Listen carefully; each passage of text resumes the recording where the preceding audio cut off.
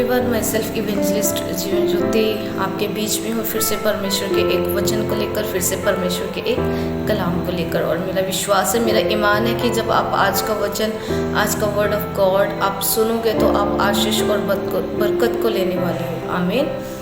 अधिकतर लोगों की ये समस्या होती है। अधिकतर लोगों की ये, जब भी वो किसी मैन ऑफ गॉड या फिर वो मैन ऑफ गॉड के पास जाते हैं तो उनका एक ही सवाल रहता है। अधिकतर लोगों का, मोस्ट ऑफ द पीपल, क्या होता है कि हमारे जीवन में परमेश्वर की मर्जी क्या है, हम कैसे पता करें कि परमेश्वर की मर्जी हमारे जीवन में है। सो इसी विषय में मैं आपसे बात करूंगी आज, और मैं एक वचन आपके साथ शेयर करूंगी जिसमें परमेश्वर का जो दास है पौलुस, वो बता रहा है इस विषय में कि जब उसके जीवन में समय आया, उसकी सेवकाई का जब उसके जीवन में वो समय ठहराया गया तो उसने क्या किया। आप जब पढ़ोगे गलातियाँ उसकी 1:15 से, उसमें लिखा कि परंतु परमेश्वर को जिसने मेरी माता के गर्भ से ही से मुझे ठहराया और अपने अनुग्रह से बुला लिया, जब इच्छा हुई कि मुझ में, इस बात को ध्यान से सुने, इसमें क्या लिखा है, जब इच्छा हुई कि मुझ में अपने पुत्र को प्रकट करे कि मैं अन्य जाति में उसका सुसमाचार सुनाऊं, तो मैंने ना मांस से और ना लहू से सलाह ली। हालेलुया। सो क्या वो कहता है जब परमेश्वर ने क्या करा, उसे गर्भ में, माँ के गर्भ में से चुना, और वो कहता है कि जब समय आया, जब उसका समय आया तो उसने क्या करा। हर किसी के जीवन में एक निर्धारित समय है जब परमेश्वर उन्हें इस्तेमाल करेंगे, जब उनका समय आएगा तो वो इस्तेमाल किए जाएंगे। तो जब पौलुस के जीवन में ये आया समय, तो उसने बोला कि ना तो मैंने मांस से सलाह ली, ना मैंने लहू से सलाह ली। मतलब कि उसने किसी इंसान के साथ डिस्कस नहीं किया उस मैटर को। हालेलुया। सो जो मैं आपको बताना चाहती हूँ कि जो परमेश्वर की मर्जी है आपके जीवन में तब जाहिर होती है जब आपका संबंध इंसान से बढ़कर परमेश्वर के साथ हो। हालेलुया। जब आपका अधिकतर समय लोगों के साथ स्पेंड होने की बजाय आपका परमेश्वर के साथ जब स्पेंड होता है, तब वो एक रियल प्रोसेस होता है जब बहुत ही क्लियरली आप परमेश्वर की वॉइस को सुन सकते हो और बहुत ही क्लियरली परमेश्वर की मर्जी अपने जीवन में आप जान सकते हो।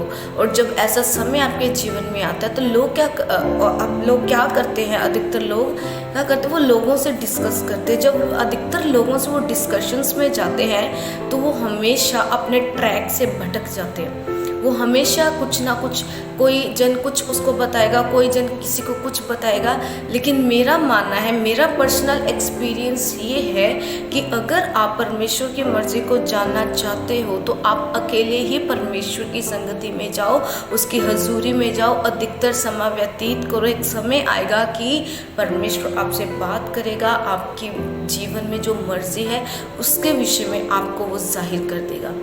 जितने ज़्यादा लोगों के साथ आप डिस्कस करते हो उतना ज़्यादा आप कंफ्यूज्ड होते हो। हालेलुया। सो परमेश्वर की मर्जी तब आपके जीवन में पूरी होती है, तब आपके जीवन में जाहिर होती है जब लोगों से कम और परमेश्वर के साथ आपका समझ ज़्यादा हो, लोगों से कम और परमेश्वर के साथ आपका रिश्ता ज़्यादा बढ़िया हो। सो इसीलिए पौलुस कहता है कि जब उसका समय आया, उसने किसी से सलाह नहीं ली, उसने ना मांस से ली ना लहू से ली, मीन्स उसने डिस्कस नहीं किया। सो आप हेवनली रेवलेशंस कभी भी नहीं ले पाओगे। आप स्वर्गीय रेवलेशंस, मतलब कि जो स्वर्गीय रेवलेशंस होती हैं, भेद होते, आप कभी भी नहीं ले पाओगे अगर आपके डिस्कशंस इस धरती के लोगों के साथ है।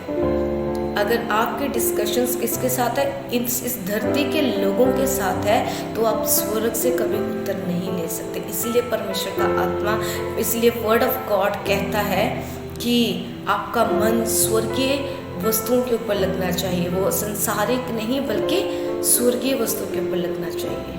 हालेलुया। सो आई होप कि आपको समझ आया होगा आपका वचन कि अगर आप जानना चाहते हो परमेश्वर की मर्जी को अपने जीवन में, तो इस दुनिया से डिस्कस ना करें, बल्कि परमेश्वर के पास जाए, समय व्यतीत करें और परमेश्वर आप पे जाहिर करेंगे। आमीन। और आप फ्रूटफुल होंगे, मल्टीप्लाई होंगे यीशु मसीह के नाम में। सो गॉड ब्लेस यू, और प्रभु आप सबको बहुत ज़्यादा आशीषित करे, प्रभु आप सबको बहुत ज़्यादा ब्लेस करे। मेरी ब्लेसिंग्स आपके साथ है और मेरी प्रार्थनाएं आपके साथ है। God bless you all.